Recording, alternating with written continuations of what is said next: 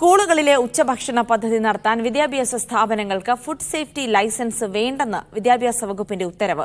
ഉത്തരവിനെതിരെ പ്രതിഷേധവുമായി വിദ്യാർത്ഥി സംഘടനകൾ രംഗത്തെത്തി. ഉച്ചഭക്ഷണ പദ്ധതി നടത്തിപ്പിൽ പൊതുവിദ്യാഭ്യാസ വകുപ്പ് പ്രിൻസിപ്പൽ സെക്രട്ടറി പുറത്തിറക്കിയ ഉത്തരവിലാണ് വിചിത്രമായ നിർദ്ദേശം. ഇക്കഴിഞ്ഞ ഫെബ്രുവരിയിൽ പദ്ധതി നടത്തിപ്പുമായി ബന്ധപ്പെട്ട് പൊതുവിദ്യാഭ്യാസ ഡയറക്ടർ പ്രിൻസിപ്പൽ സെക്രട്ടറിക്ക് ഒരു കത്ത് നൽകിയിരുന്നു. അതിനുള്ള മറുപടിയായാണ് മാർച്ചിൽ ഉത്തരവ് പുറത്തിറക്കിയത്.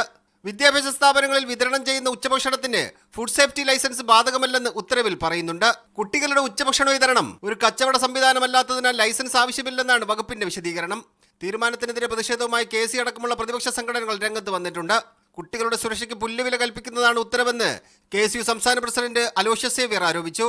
ഉത്തരവിനെതിരെ ബാലാവകാശ കമ്മീഷനെ സമീപിക്കാനാണ് KSUവിന്റെ തീരുമാനം.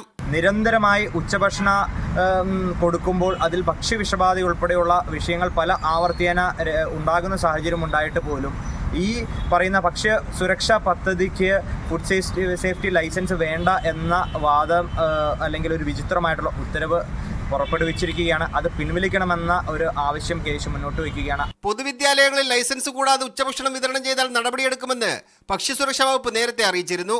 ചില സ്കൂളുകളിൽ പരിശോധന നടത്തി പിഴ ഈടാക്കുകയും ചെയ്തു. ഇതോടെയാണ് ബദൽ മാർഗമെന്നോണം വിദ്യാഭ്യാസ വകുപ്പ് പുതിയ ഉത്തരവ് പുറത്തിറക്കിയിരിക്കുന്നത്. ഗോപാൽ ശിലാസനൽ, മീഡിയ 1, തിരുവനന്തപുരം.